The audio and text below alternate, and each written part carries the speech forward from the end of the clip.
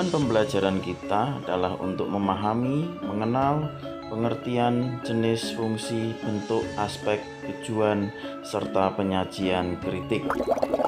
Tari adalah gerak tubuh yang dilakukan secara berirama, senada, dan diiringi dengan alunan musik yang dilakukan di tempat dan waktu yang telah ditentukan. Tari dilakukan untuk keperluan pergaulan, pengungkapan perasaan, maksud, dan juga pikiran. Tari atau tarian umumnya diiringi dengan bunyi-bunyian yang disebut musik pengiring tari. Selain itu, musik pengiring juga untuk memperkuat maksud yang ingin disampaikan dari tarian. Seni tari tidak terlepas dari kritik yang dilakukan oleh para penonton atau kritikus tari. Kritik adalah salah satu bentuk apresiasi terhadap karya seni yang dilihatnya. Kritik tari juga bisa diartikan sebagai kegiatan memberikan apresiasi terhadap karya seni tari dengan cara menuliskan kembali peristiwa pertunjukan seni tari yang sudah dilakukan atau memberikan komentar terhadap perkembangan peristiwa seni tari pada waktu itu. Kritik tari disebabkan adanya kegiatan apresiasi karya seni tari, bukan suatu aktivitas yang hanya mencari kelemahan karya tari orang atau mengomentari kekurangan dan kelebihan penampilan dari orang lain. Kritik tari diberikan sebagai informasi kepada masyarakat terhadap sebuah kejadian pertunjukan atau perkembangan tari. Kritik tari sangat bermanfaat sebagai bahan evaluasi guna meningkatkan kualitas karya yang dibuat maupun ditampilkan. Beberapa aspek yang menjadi pertimbangannya yaitu ide atau gagasan, tema, teknik, pengolahan materi, prinsip-prinsip penyusunan, pengorganisasian dalam mengelola kaidah-kaidah estetik, keunikan, gaya individu, serta kreativitas dan inovasi. Selain beberapa aspek tersebut, seorang kritikus juga akan mengamati musik pengiring, penghayatan dalam menari, koreografi, properti tari yang digunakan, kostum dan tata rias, serta artistiknya. Fungsi kritik tari adalah membentuk penonton menjadi lebih kritis. Fungsi utamanya, kritik merupakan suatu jembatan. Sebuah kritik mampu memberikan penjelasan kepada masyarakat tentang adanya suatu karya yang mempunyai bobot, baik bobot artistik maupun bobot non-artistiknya.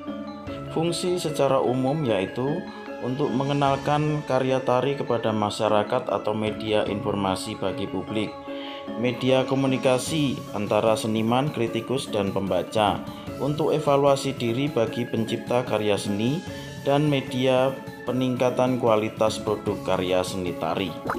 Sedangkan tujuan dari kritik sendiri yaitu untuk memberikan laporan ulasan peristiwa pertunjukan, memberikan penilaian dan tanggapan terhadap karya yang dipentaskan, memberikan bahan evaluasi dan masukan positif terhadap karya seniman tari, dasar evaluasi guna meningkatkan kualitas karyanya, lalu memberikan informasi tentang kelebihan dan kelemahan karya yang dibuat seniman, dan untuk mendorong masyarakat atau penikmat untuk mengapresiasi karya seni secara lebih baik. Ada 3 bentuk kritik tari, yaitu kritik impresionistik, yaitu kritik yang berupa kesan-kesan pribadi secara subjektif terhadap sebuah karya seni tari.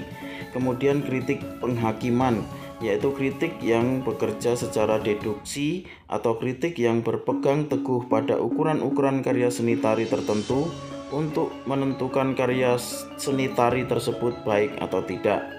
Kemudian kritik teknis, yaitu kritik yang tujuannya untuk menunjukkan kelemahan-kelemahan tertentu dari sebuah karya seni tari agar seniman penciptanya dapat memperbaiki kesalahan-kesalahan dan tidak terulang di kemudian hari. Adapun unsur kritik tari yaitu kritik populer, yaitu kritik yang ditujukan untuk konsumsi massa atau umum. Tanggapan yang disampaikan biasanya bersifat umum, lebih pada pengenalan atau publikasi sebuah karya. Kemudian kritik keilmuan, yaitu kritik yang bersifat akademis dengan wawasan pengetahuan, kemampuan, dan kepekaan yang tinggi untuk menilai atau menanggapi sebuah karya seni. Kritik pendidikan, yaitu kritik yang bertujuan mengangkat atau meningkatkan kepekaan artistik serta estetika subjek belajar seni. Lalu kritik jurnalistik, yaitu kritik seni yang hasil tanggapan atau penilaiannya disampaikan secara terbuka kepada publik melalui media massa, khususnya surat kabar. Nah, kita akan melihat bagaimana cara penyajian kritik tari tersebut. Pertama adalah deskripsi, yaitu melakukan penemuan, pencatatan, dan pendeskripsian dari segala macam bentuk hal yang mampu untuk dilihat dari suatu karya seni tari. Kedua adalah analisis formal, yaitu melakukan penelusuran dari sebuah karya seni tari yang didasari pada struktur formal maupun unsur dari pembentukannya. Ketiga adalah interpretasi, yaitu bentuk penafsiran dari makna pada sebuah karya seni tari yang termasuk dengan tema yang sedang dilakukan. Dan poin yang sangat penting adalah evaluasi, yaitu melakukan penentuan terhadap kualitas dari sebuah karya seni tari dengan cara membandingkannya dengan karya seni tari sejenis yang lainnya.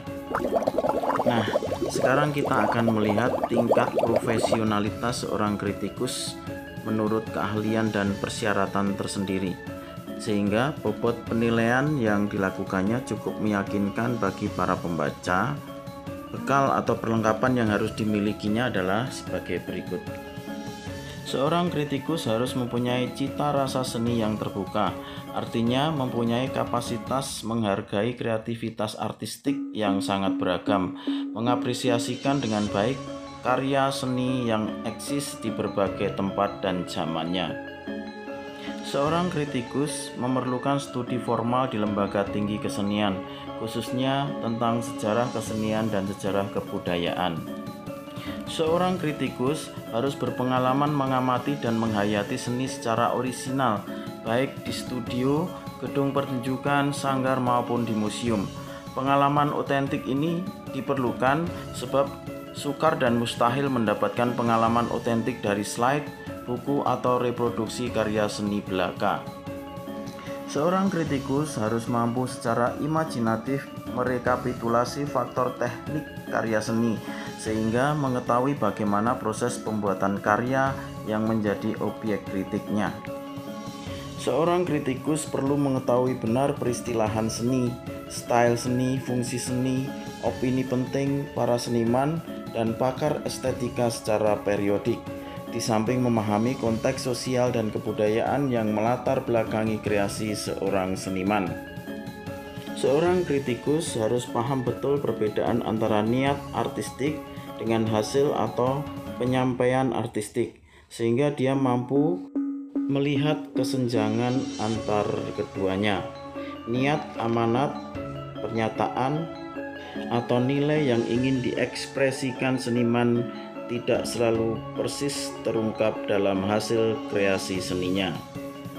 Seorang kritikus harus mampu melawan bias atau simpati terhadap karya seniman yang dikenalnya secara pribadi. Sebaliknya, mampu pula secara objektif dan penuh kearifan mengakui keunggulan seorang seniman meskipun seniman tersebut berbeda pendapat. Dengan kata lain, perbedaan pendapat tidak mempengaruhi penilaian objektif seorang kritikus. Seorang kritikus harus memiliki kesadaran kritis. Hal ini berkaitan dengan karya seni yang berbeda itu. Sikap netral dan demokratis adalah basis kearifan penilaian seni.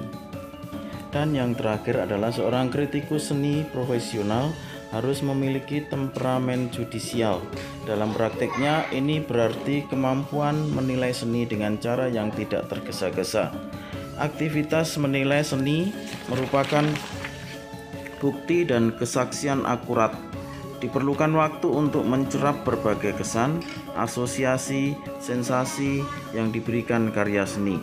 Hal ini diperlukan agar kritikus dapat secara hati-hati dan cermat menganalisis dan menafsirkan nilai kerja seni dengan bijaksana dan cerdas. Baik, demikian materi kritik seni tari yang telah saya sampaikan.